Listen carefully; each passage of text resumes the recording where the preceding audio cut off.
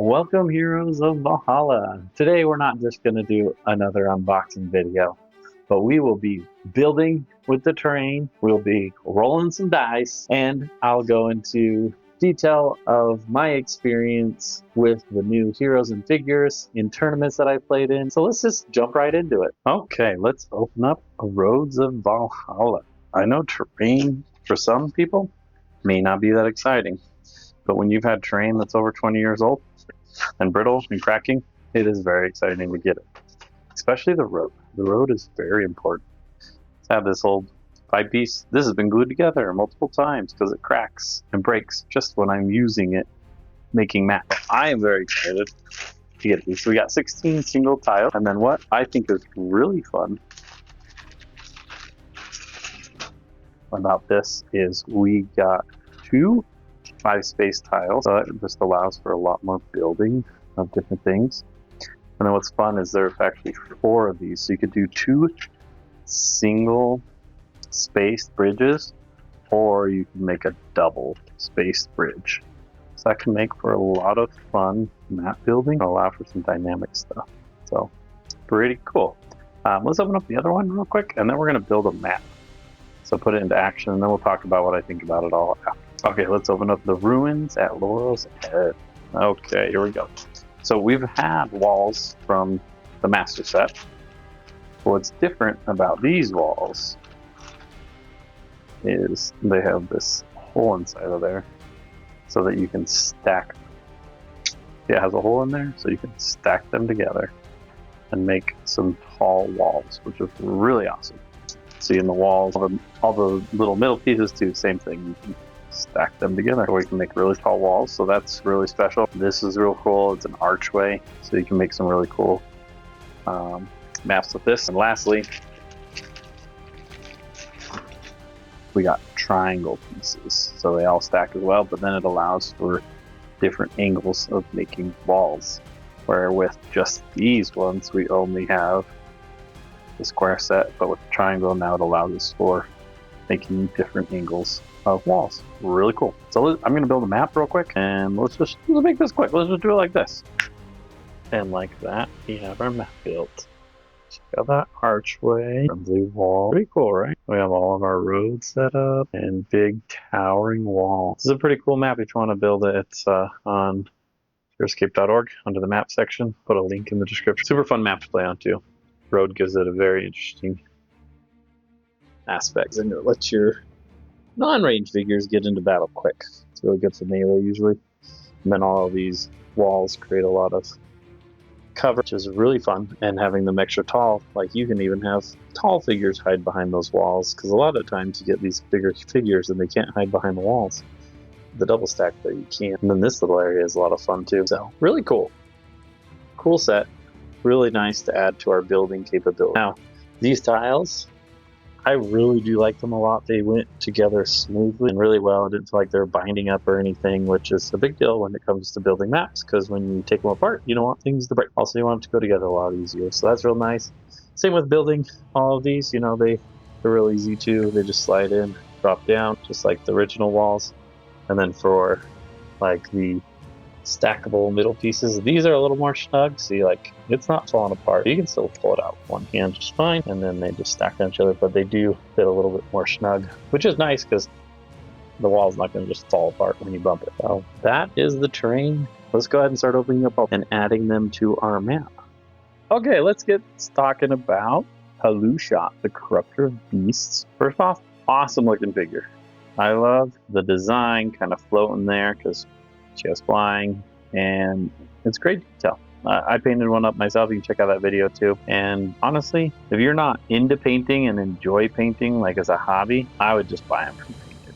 Really cool looking, pretty big figure, almost as big as that tree. Now, what's really special about Haluchott is her command of the wild allows her to command with 2 beasts at a time, and it can be a small, medium, or large, which is a really big deal, because that allows you to bond with some large beasts, such as ice trolls from classic Heroscape.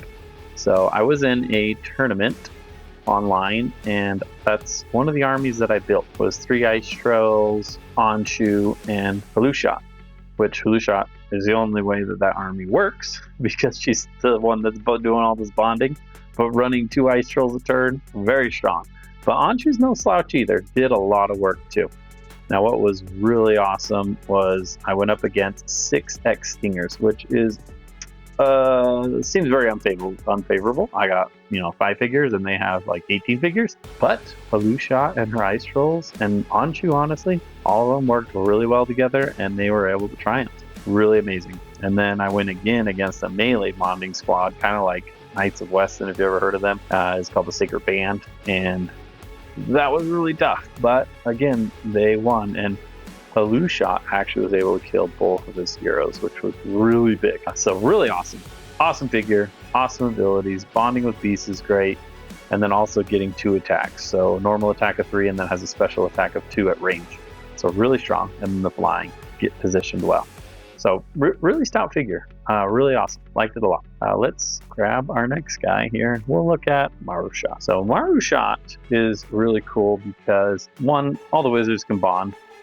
Usually it's bond with 1 smaller medium beast. So she's got that. Her staff of Corruptor is really powerful. She has a way to do 2 auto skulls, which is really strong. 2 skulls generally deals wounds. So you're going to get that 2 for sure, and then you roll 1 dice. And if you're on height, that's 2 dice. So there's a good chance to do wounds for sure. And then she has Haluchott's Whisper, which allows you, if you roll a 16 or higher, you can take control temporarily of a unique hero. So, like, for example, Haluchott does the Whisper onto Haluchott, and you take control of Haluchott temporarily and take a turn, which would be really good. You can either walk them into lava or have them just get out of position and or attack something really well. So awesome figure as well. All right, let's look at the next one. We have Greitbow, the Grove Keeper, another wizard. So bonds with smaller medium figures, and then has a cool ability called Wicked Thorns to make sense because he's got all these thorns on him.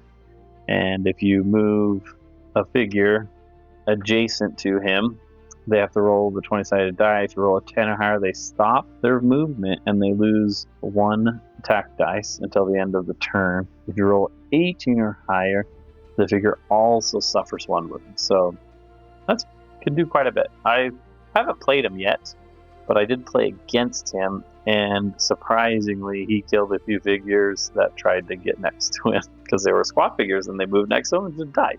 So pretty potent ability there. And then he does have reach, which is really cool, so he can attack 1 extra space away.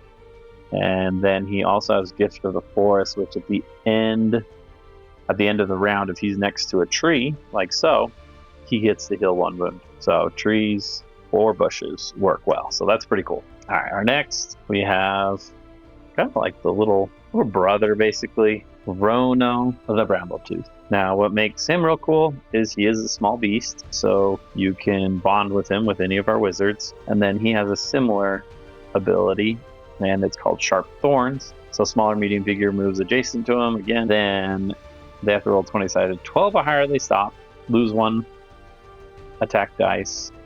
And if you roll 18 or higher, they also get a wound. So it's 2 more in order to activate the ability compared to Haluchott, but he's only 45 points. So that is a cool ability there. And lastly, we got kind of the cheerleader of the bunch in a way, because her goal, Ina, is an ability to heal. So instead of attacking, you can roll the 20-sided die. If you get a 12 or higher, you can heal any beast or wizard. So then she could heal up one of your wizards or another beast. So pretty cool ability. It is a 12 or higher, so there's not a real high chance you get it, but if you get it, healing a whole wound is quite good, especially on like a key figure. Keeping Haluchott alive would be a really big deal. Healing, something that doesn't have as much value, not so great like Chrono compared to Haluchott, because Haluchott is going to give you a lot of value. So Jaina definitely could be in some builds to make some good plays. So out of all these guys, I've used, again, Haluchott the most in some tournaments, and it's been successful. Had a lot of fun. And I'm excited to see if we get any more beasts that can bond with Haluchott, because that will make her a lot stronger when we get some large beasts. And I'm sure they'll get them, because right now we don't have any. So we'll see what happens. Alright, next on the list, we're going to do this common army expansion. This is the Greatbow Archers and the Scions of Icaria. So we have this guy, kind of looks like Mimri. Be fun, eating a little lizard or something. And we have one that looks resembles Nilfine, pretty fun. I like the sculpt with the skull. And then we have one that looks kind of like Braxis, pretty cool looking. So these guys are really awesome because they can bond with a lot of things, actually. They can bond with archmages, which would be like Sonlin, the new one, and the old one. They can bond with dragons, any of the dragon kings, and which I believe Thorman, the new guy coming out, is a king, so that might be really cool. And then we also can bond with queens. So there's some dragons that are queens, as well as Queen Maladrix, maybe? That could be an interesting build, or maybe Queen Kyrian. And then, so once they bond, they have a range attack ability, as long as it's within 3 clear sight spaces of their liege. So, kind of cool concept. I'm very reliant on keeping that king or queen or dragon alive. That's usually how most dragon builds are, though. Go really important to keep them alive. They're a little fragile. I've played not too much with them, to be honest. Just 1 or 2 games. I do have a game that I played with Rybots, if you want to check out that video over there. And so we used the bonding with Sonlin, which Sonlin has some potent power, but it is all pretty glass cannon because Sonlin's not super strong, and neither are the Scions. So you have to learn to play them well with positioning and taking advantage of their ranged attacks with their liege. So you play it well, but I need to play them some more, take them to some tournaments and see how it goes. But honestly, I haven't put a lot of stock into them yet. But I think every unit at some point in some way is very viable. There's just certain formats that they work better at. So anyways, let's move on from the Scions over to our Greatbow. Here's one of our lovely ladies. These guys are huge. They're actually not huge, they're large, but they are really big. As you can see, she's just about as tall as that wall. I mean, she's pretty big. So there's the other one there too. So these Greatbows, they have a really crazy awesome ability where if they don't move and you're exactly 7 spaces away, you get 2 extra skulls. They have a base of 3, so that's going to put 5. Height 6. I haven't gotten 6 yet, I don't think, but I've gotten 5 many times. I've done a lot of practice plays with them, playing against armies, and they are really strong, even spamming them. But ultimately, I think they're best, at least in the current meta, is to use them as like a 2 or a 2 of or a 3 of. It's pretty potent. So like with the queen, there's some tournaments that have happened in the past few months, and people have been winning those tournaments using 3 of these Greatbows along with Queen Maladrix. So then you're able to use them in the beginning. You set up in the start zone with the queen, in the back and everything, and then you work your way up with just a squad of these. So you send them up 2 at a time. They come up. They have 6 moves, 7 range. Most maps, you almost can hit start zone with that. And then you attack. And then as they move their forces up towards you, you just keep pinging them until you get back far enough. And then you might get that 7 range attack on them. So it's really strong. And then when they're up and you're getting close to your start zone, you switch over to your queen. And then you send your queen out to finish up. And then if queen dies or whatever, you probably still have some Greatbows at the end. Or in the middle of the fight, there might be some opportunities that you could just do 1 order marker on them to shoot 2 5 bombs into their army. So they're a really good threat. They got some really good range. The 2 activations is good because it doesn't make them like broken. A lot of people thought they might be like completely broken, but I don't think they're broken. Pretty good where they're at. Not too strong, not too weak, so they become pretty viable. And even 2 of them isn't terrible because you could get 2 out, get some great shots, run back to the start zone, switch over, and then still use them as an end piece figure as well. So I think they're really good. All right, next on the list is the Crimson Widow and the Dreadnoughts of Caraway Avern. These guys are pretty strong, Okay, first off, we have Crimson Widow. Pretty cool scope. She's pretty small, that's for sure, but she has some strong ability. First off, she can hire a crew Basically, you could hire any unique squad to be a pirate. So, pirate bears, anybody? Or pirate bug? Really strong. Because when you make them a pirate, her other ability is if you have an order marker on her, then all pirates you control increase their attack value by 1 when attacking adjacent figures. I mean, for example, just the dreadnoughts alone, they're pirates. Their attack is 3, but if you have an order marker on Grim, their attack is now 4 when they attack something adjacent, which is very potent, adding that extra attack. So actually, one of the builds that I did use on an online event was I used Crimson, the dreadnoughts, the Frostclaws, and unfortunately there was enough points to put Adalburn in because that makes a really strong army with Adalburn in there. I just had Finn, I think it was, so still strong, and it went well actually. I went up against 6x Stingers again, and I was able to beat 6x Stingers with this build. Really awesome. Unfortunately, I didn't get a second round with them, but it went super well. So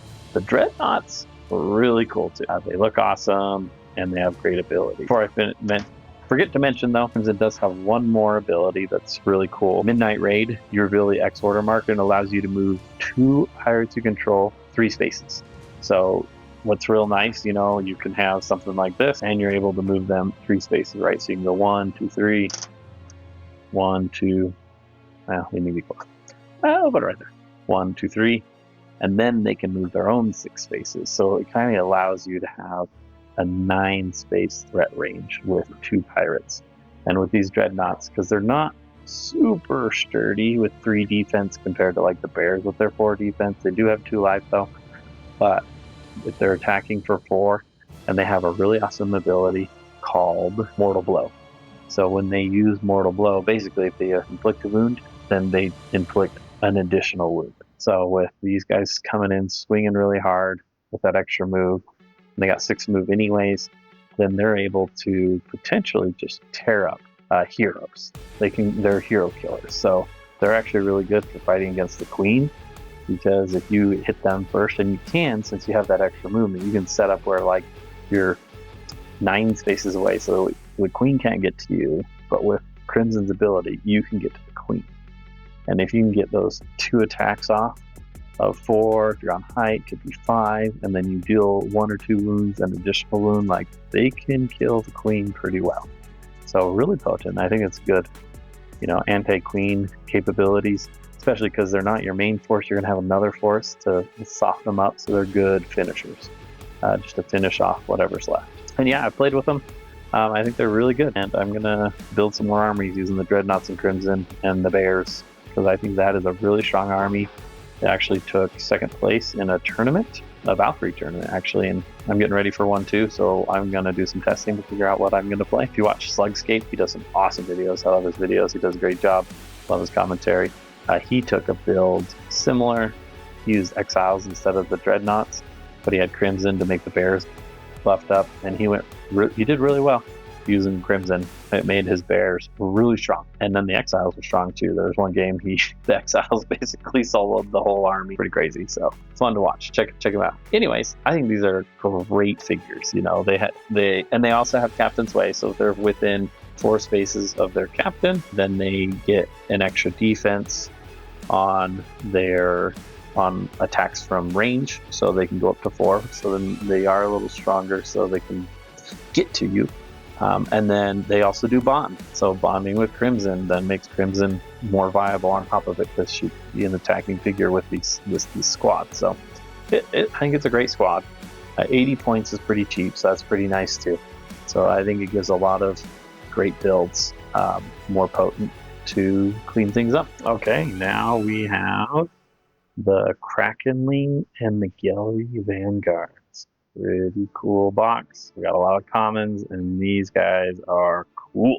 Let's check them out. All right, let's start with the Gelryie. They are super fun looking, and I really like the paint job with the wash they did and the shiny. It's like silver wings.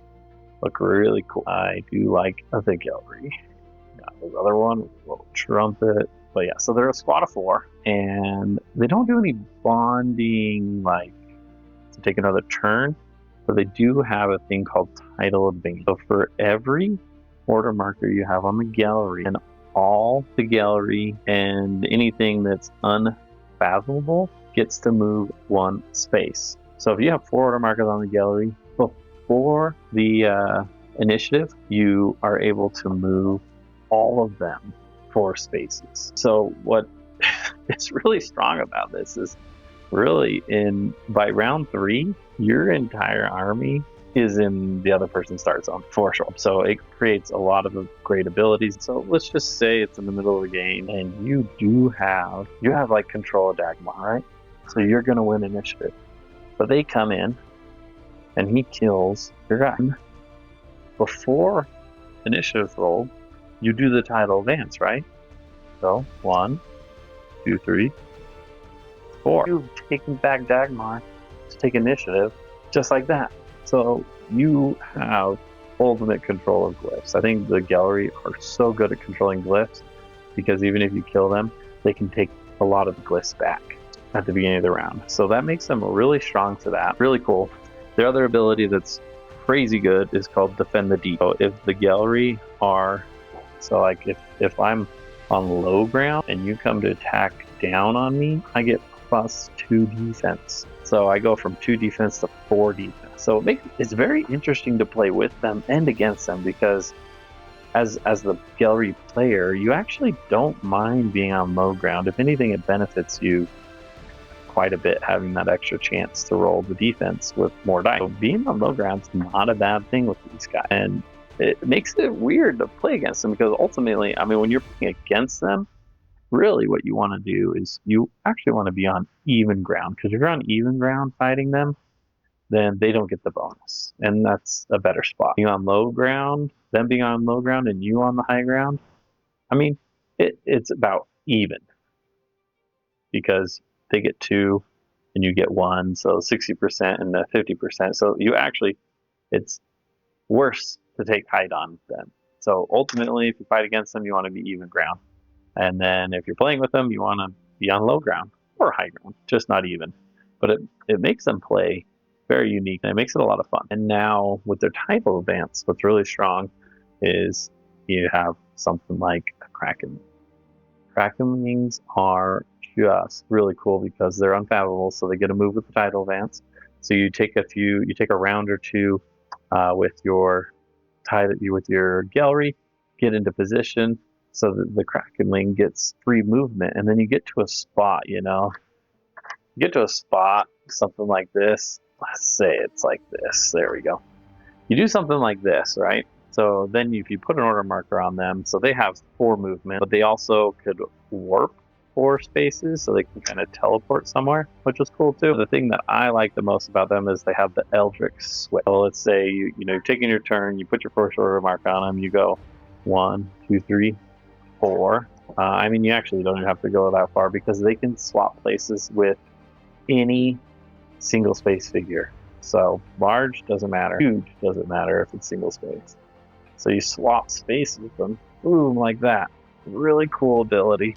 And then they have an attack of 4. They get 1 attack for every life they have. So 3 lives, they get 3 attacks. 2 lives, 2, 1, 1. So you do a swap like this, and you could attack all 3 of these guys, or just focus on the one you swap places. Pretty cool tactics with these Krakenlings to be able to swap places.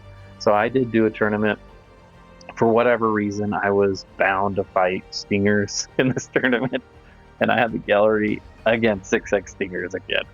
And against the 6x Stingers, I was really worried because actually my Gelryie, we were advancing. I had Gelryie and Krakenlings, 2 Krakenlings, the rest were Gelryie, and they were doing okay, but they were dying off too fast against the Stingers. He kind of figured out that thing where you need to be level ground, so 3 dice against 2, not bad. And so he was killing quite a few, and I hadn't killed enough, but I had gotten my Krakenlings close enough to where I could start attacking with them without just moving them without getting any attacks in. So I had title advanced them up, and then I started swapping places with these Stingers, and those Krakenlings just started tearing through the Stingers because I was switching places.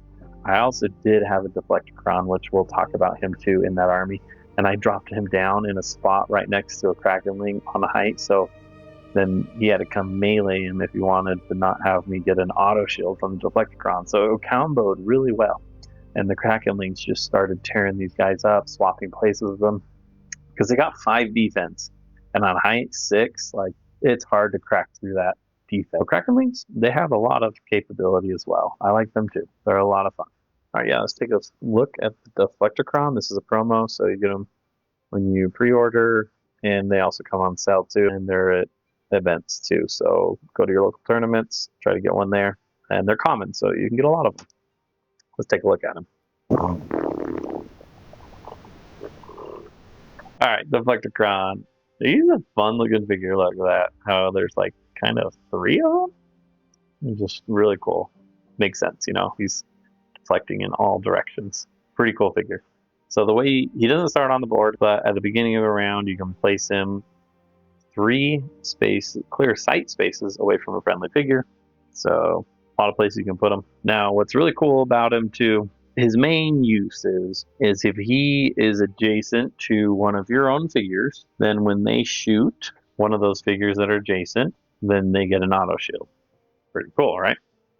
The other thing that's really cool, I don't have her here, but like a Raylin, for example, if you place the figure by a Raylin, then that shuts Raylin's ability down. Her aura is shut down because she's adjacent to the Deflectatron, because it basically gives anybody adjacent to a Deflectatron, it cannot draw a clear line of sight. So, for example, like this, if you dropped this right here, then this guy wouldn't be able to shoot him unless he moved away. Now, the one thing that's nice for the enemy is they cannot do the engagement attacks. So even if you land one next to them, they can just kind of walk away. But they do have to move.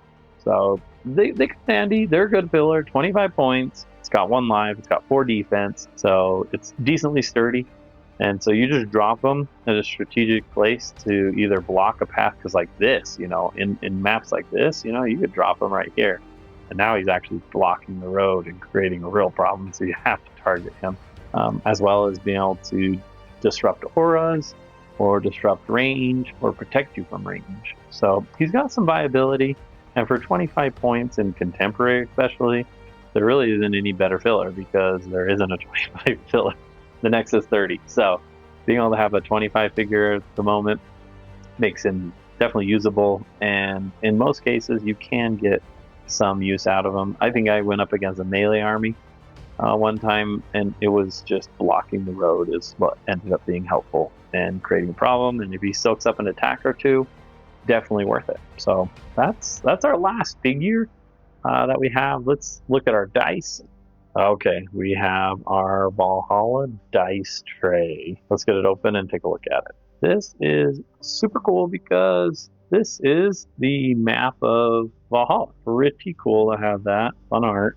Pretty cool looking. I like it. And this is like kind of some like suede. It feels really nice, to be honest. And then the back has the symbol on here. Really cool. And it's kind of like this leather. And it feels really nice. Like, it feels nice. I like it a lot, to be honest. And then it's got the buttons on each side, so you can have nice and thin, store it away, and then you just put the buttons on, and then you have a nice tray. Just the right size, you know, kind of an inch-ish is usually pretty good. Nothing pops out. It's pretty tight in the corners, so you don't have cocked dice very often, which is really important because I don't like re-rolling cocked dice because, I don't know, it bugs me. So, and if you didn't know, I do make dice trays and dice towers out of really nice hardwood and stuff like that. So I'm really big into dice bowls and dice trays. And, you know, I've actually been using this quite a bit because I really like it. It's really nice. So let's roll some dice in it and also look at the dice. Here's the dice. And you know what? Out of all the dice thus far, these are probably the easiest to read. I mean, yeah, this the cream and orange, but then the gold symbols, they're probably the easiest to read out of the new dice that we've gotten. And they feel pretty good. And you can see them pretty well. So I do like this dice set quite a bit. I would recommend getting it, for sure. I like it. And then you got your D20. The D20 is pretty easy to read. It's a little hard to read on The orange-ish part. Green part's pretty easy. The orange was a little harder. But we got lots of D20s. It's fine. But yeah, the dice, I like them. I like them.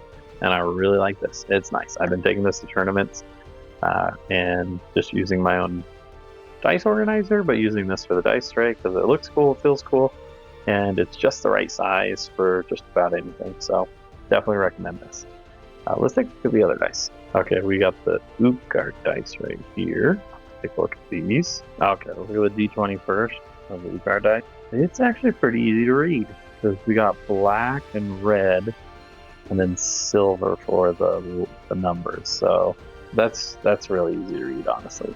That's good. I like that. Looks good. Looks like it's the attack dice. Alright, not bad. They're pretty decent to read too. They might be easier actually than those. What do you think? And everybody's like sees colors differently. It seems like some people are colorblind, some people aren't. And some people have just better vision. So I don't know. You make your own decision, but I actually think they're pretty easy to read, to be honest. There's not too much guessing. The contrast is really high with the silver and the black and the red. So yeah, I like them. I like these dice. They look pretty good. And you know, this is pretty cool looking designs with those two colors mixed together. I like them. I'd recommend the Utgard dice. Maybe get the Utgard dice and get this as well. And that's a good combo right there. Love it. I like dice. So it's just nice to have more dice. Just keep getting dice. That way you can roll different ones. Whatever you're feeling lucky, you might end up with your lucky dice. So awesome. Well, let's take one last look at everything that comes in the Embers of War story arc.